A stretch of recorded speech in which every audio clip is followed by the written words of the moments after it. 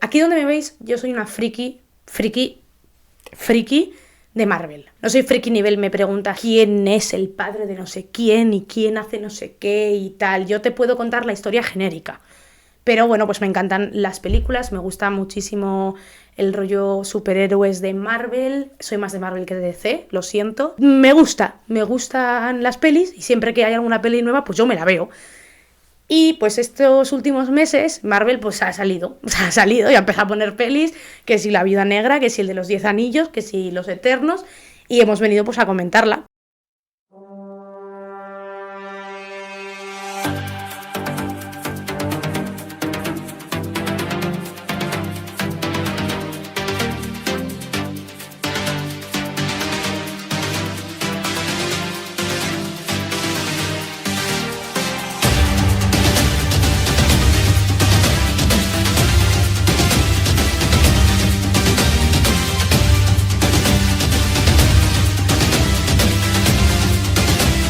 Intentaré que no, pero por si acaso igual hay spoilers, así que pues si no te la has visto y te la quieres ver, pues te recomiendo que te veas el vídeo después de haberte visto la peli. A lo que iba. Me gustó muchísimo la película, me gustó muchísimo cómo estaba contada, me gustó que a pesar de la cantidad de películas que ha hecho Marvel de superhéroes, siguen teniendo algo que contar. O sea, me parece increíble que después de haber sacado 400.000 superhéroes que luchan, que dejan de luchar, que uno muere, que otro no sé qué, sigas teniendo una historia que contar. Pero lo que más me gustó fue la cantidad de referencias históricas y mitológicas que hay en toda la película. Ya sabéis que a mí me gusta muchísimo explicar muy a detalle pues o películas o sucesos o cualquier cosa, y me gusta mucho investigar y ahondar en cada cosa que te estoy contando o que quiero contar. En este caso había un montón de referencias al universo de Marvel, y de hecho hay un montón de vídeos en YouTube explicando cuáles son las referencias a este universo de Marvel. O sea, que si el Capitán América, que si Iron Man, que si el Endgame, que si hablan del blip, que es como el chasquido que hace Thanos en la de Endgame y se carga a media humanidad. Un montón de cosas, pero investigando y viendo a ver qué vídeos había en YouTube y qué cosas había que estaba contando la gente, me di cuenta de que nadie estaba hablando de la cantidad de referencias mitológicas e históricas que tiene la película. Vale, antes de contaros todas las referencias que yo he encontrado respecto al universo de Marvel y de los Eternals y tal, me parece oportuno contaros quiénes son los Eternals, qué es lo que hacen, qué pintan en el universo de Marvel y todo esto, ¿vale? Vale, resulta que los celestiales, que son unos entes que se podrían decir que son dioses, crearon a los Eternals, a los Eternos, para proteger a los seres humanos de los desviantes. En los cómics de Marvel se presentan como tres personajes diferentes. Están los seres humanos, los Eternos y los desviantes. Los desviantes son una mutación genética de los seres vivos, ¿vale? Pues a los celestiales les gustaba jugar con el ADN de los seres humanos y crearon los desviantes. Y descubrieron que los desviantes, pues igual no hacían muy bien a lo que viene siendo la vida de la Tierra, y pues dijeron, vamos a enviar a unos cuantos Eternals a que acaben con ellos. El objetivo de los Eternos era y es proteger a los seres humanos de los desviantes. Vale, vamos a tener en cuenta que los sucesos de la película ocurren unos 8 meses después del chasquido, del blip de Thanos, ¿vale? Que dices, bueno, pues esta gente vivía cuando lo de Thanos, ¿no? Sí, existían, estaban por ahí, pero en ningún momento aparecen, porque resulta que, bueno, pues ellos tienen solo una misión, y es salvar a los seres humanos de los desviantes. Todo lo que se salga de ese marco de trabajo, ellos ni entran ni salen. Puestos en situación, en la película de Marvel, cuentan que hace 5.000 años, desde el día de hoy, los Eternos ya habían acabado con los desviantes.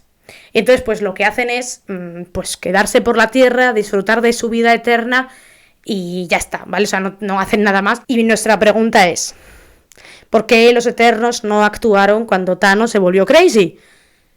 Y la respuesta de los Eternos es, pues porque nuestro único cometido era salvaros de los desviantes. El resto, pues bueno. Vale, como hemos dicho, en esta cinta hay referencias de un montón de cosas, ¿vale? Entonces vamos a empezar un poco desde el principio de la película hasta el final, pero seguramente que me salto cosas, pero bueno, más o menos. Vale, hay referencias a la Biblia, ¿vale? Hay referencias a los textos bíblicos Y sobre todo hay referencia a un texto que es el principio de la Biblia y es el principio de la historia. Hay un texto en el que dice, en el principio existían 6 singularidades. Y luego sigue el texto, no me acuerdo cómo sigue. En el principio, sobre todo como empieza de en el principio, o sea, podrías decir al principio de los tiempos, en el inicio, tal, pero dices en el principio. Y esto es una referencia clara al texto bíblico de San Juan, en el que se habla de la creación. Y dice, literalmente, en el principio era el verbo y el verbo era Dios. O sea, es exactamente empezar de la misma forma. Y luego además dice, en el principio existían 6 singularidades, y esas 6 singularidades son las 6 gemas del infinito. Que pues si no os habéis visto Endgame y Infinity War y tal, pues os las veis, pues os enteréis de que son las 6 gemas del infinito.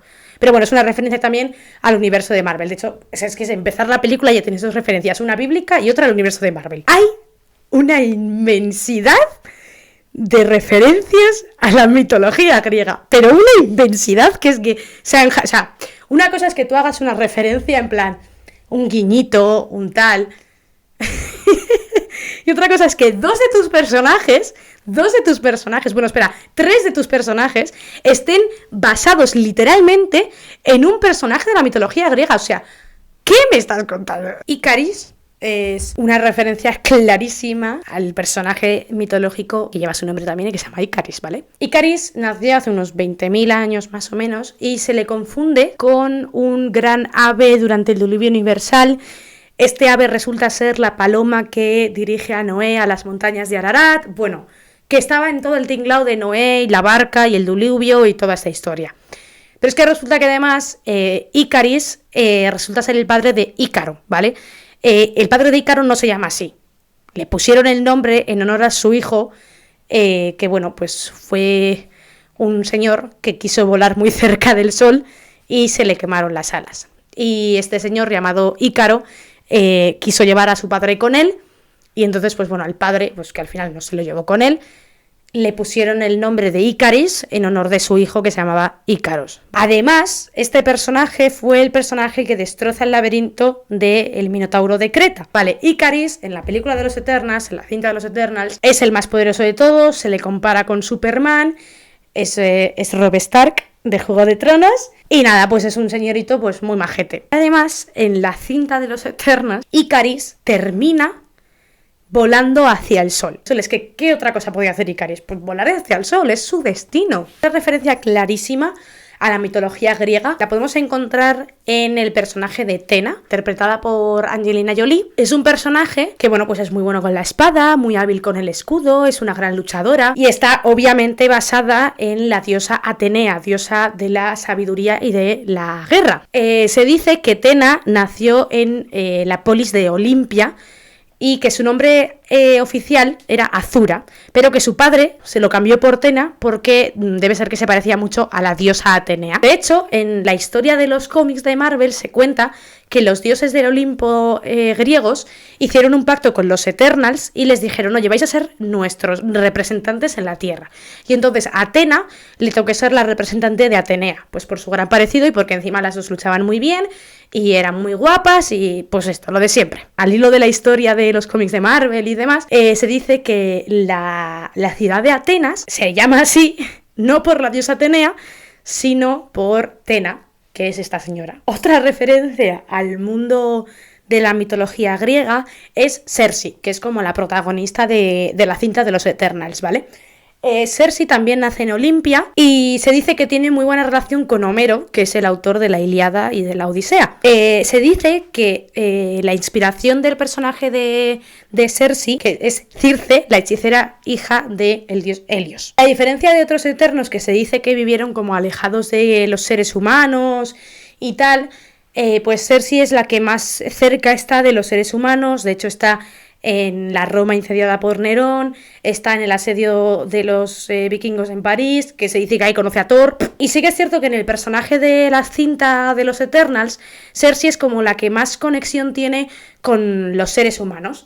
Y de hecho luego es la que hace el plot twist que dice, mira, pues así no van a ir las cosas, ¿no? Pero es un poco como la que más cariño le coge a los seres humanos respecto al resto de sus compañeros eternos. Y por último, pero no menos importante, otra gran referencia y la última que yo he encontrado respecto a la mitología griega es el monte Olimpo. Vale, a ver, resulta que tanto Athena como Cersei se dice que nacen en Olimpia desde los cómics de Marvel y desde la historia de los cómics de Marvel.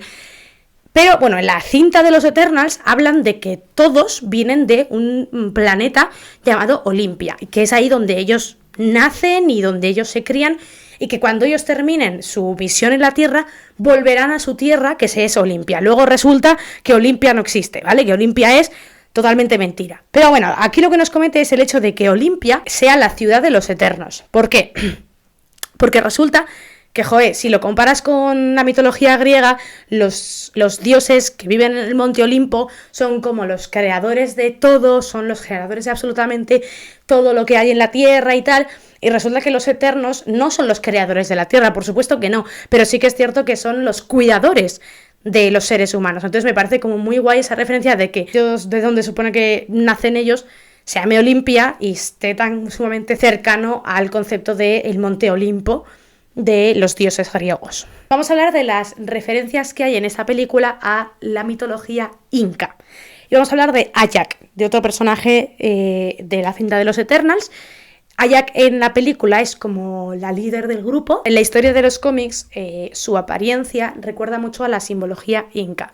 Y no es casualidad, porque en los cómics este personaje durante muchos años adquiere como la personalidad y el físico de Tecumóquin, un dios ficticio inca. Entonces, bueno, todos los dibujos que hay como en el vestido de ella y tal, pues vienen relacionados un poco a la cultura inca en ese sentido. Es que además también se adquiere la personalidad de otro personaje, de otro dios, Quetzalcóatl, no sé si lo he dicho bien, que es la serpiente emplumada, que es como uno de los dioses más importantes del panteón mexica y que es como el generador de la vida y de la fertilidad y de todo en la tierra. Entonces tiene sentido que este personaje sea como el líder. Normalmente este personaje se le representaba como un hombre y luego en la película lo han representado como una mujer, que es Salma Hayek, la que hace de este personaje. Y bueno, se dice que no se sabe mucho del origen de Ayak, pero dicen como que ayudó en la época mesopotámica pues a la gente de Babilonia. Y hablando de Babilonia, se dice que Babilonia fue como la cuna de la civilización humana, y me encanta porque hay una gran referencia a la película, y no es que hay una referencia, sino es que hay una escena entera que ocurre en la ciudad de Babilonia. Se representan los jardines de Babilonia, que todavía no se sabe si son verdad o no, pero que fueron como una de las maravillas del mundo antiguo. Y se representa, hay una lucha justo en la puerta, en una de las puertas de la muralla de Babilonia. La puerta azul de la entrada a Babilonia, donde están los Eternos luchando contra uno de los desviantes, es una réplica de la puerta azul de Istar, de la muralla de Babilonia, que está en un museo de Berlín. O sea que literalmente han hecho una réplica de una de las puertas de la muralla de Babilonia y la han puesto en la película y han dicho, estamos en Babilonia. Hablando de Babilonia y hablando de la cultura mesopotámica, también hay una referencia muy clara a la mitología mesopotámica. Y lo vemos en otro de nuestros personajes, que es Gilgamesh. Gilgamesh es un personaje que está basado o inspirado en Gilgamesh, que es el protagonista de la epopeya de Gilgamesh y es uno de los textos más antiguos que se conoce de la humanidad.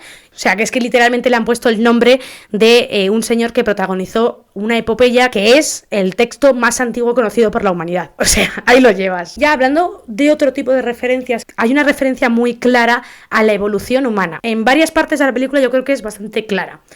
Para empezar, debemos recordar, como hemos comentado antes, que los desviantes son una mutación genética que hacen los celestiales de los propios seres humanos, concretamente del Homo erectus. Eso por una parte. Pero otra referencia clarísima es el hecho de que, al principio de la película, la protagonista Cersei, que trabaja en un museo, llega tarde al museo. Y justo cuando entra y sube por las escaleras del museo, saluda a alguien, y ese alguien es nuestro amigo Darwin. Y por último, me parece bastante relevante, y no es una referencia, pero sí que es algo sobre lo que se han basado, y es el hecho de que en toda la película estamos hablando de cómo los seres humanos han ido evolucionando a través de los años y del tiempo y de la historia. Y cómo los Eternos han sido partícipes de toda la evolución humana desde que empezaron hasta el día de hoy. Entonces me parece muy guay que sean los propios Eternals los que cuenten las diferentes evoluciones del ser humano. Y de hecho, lo que han hecho es un repaso por toda la historia importante de la humanidad a través de la historia de los Eternals. Hablando del tema de la evolución, uno de los temas de los que habla Darwin a la hora de la evolución es el tema de las jirafas, ¿no? De por qué las jirafas tienen el cuello tan largo, si su descendencia tenían el cuello corto. Hablaban también de por qué hay avestruces y emúes tanto en Sudamérica como en Australia, si se supone que estaban separados, y es que resulta que antes todo era un solo continente. Bueno, hay un montón de conceptos respecto a la evolución, no solo humana, sino de la Tierra y de los seres vivos, que tanto Darwin como otros muchos hablan sobre ello. Y hay una de las teorías que la cuenta un tal Philip Scholter, que fue un geólogo inglés, y habla de por qué había lémures en India y en África tan parecidos, porque no tenía sentido que India y África, que eran sitios totalmente separados por un océano enorme, tuvieran animales tan parecidos. Y entonces Philip Scholter lo que dijo fue que había un continente entre África e India que se llamaba Lemuria, y era ahí de donde habían venido los lémures, y que ese continente desgraciadamente se inundó, que cayó al fondo, y pues lémures se fueron hacia un lado y otros tipos de lémures fueron hacia otro, y pues por eso se parecían tanto. Esa fue un poco la teoría de Philip Scholter, de este geólogo, que luego resultó que era mentira, y que resulta que debajo, en el océano Índico, no hay ningún continente que se llame Lemuria ni nada por el estilo. También nos recuerda mucho al tema de la Atlántida, lo de de Lemuria y tal. En la historia de los Eternals se cuenta que los Eternos fueron a vivir a Olimpia, que era de donde venían ellos, y los desviantes fueron a Lemuria. Dices, ¿qué es Lemuria? Pues Lemuria viene de ahí, de ese continente que se cayó y se inundó y toda esa historia. Y me parece una buena referencia también respectiva a todo el tema de la evolución y la evolución humana y de la Tierra y demás. Y una última referencia que a mí me pareció la más compleja y de la que menos he encontrado información. Entonces yo creo que para mí es una referencia, pero no sé si eso es verdad o no, o si se han basado o no. Si alguien sabe algo, lo dejáis en los comentarios. Vale, resulta que hay un momento en el que uno de los desviantes contra los que están luchando en la isla donde se está generando el volcán, Tena, entra en una cueva y lucha contra un desviante. El caso es que cuando entran en la cueva y está luchando Tena contra el desviante y tal y cual, el desviante se divide en varios bichos distintos. Cada bicho, yo me he dado cuenta de que cada bicho se convierte en un monstruo histórico. Es decir, hay un desviante que es un minotauro, referente del minotauro de Creta. Hay un bicho que es como que sale del lago y tal, yo creo que es un poco referencia al monstruo del lago Ness. Hay lobos, lobos guargos. A lo que voy es que los desviantes están, muchos de ellos, las formas que han generado de esos desviantes están basadas en seres mitológicos y seres históricos, monstruos de toda la historia de la humanidad. De hecho, hay un perro que se parece muchísimo a un dios egipcio.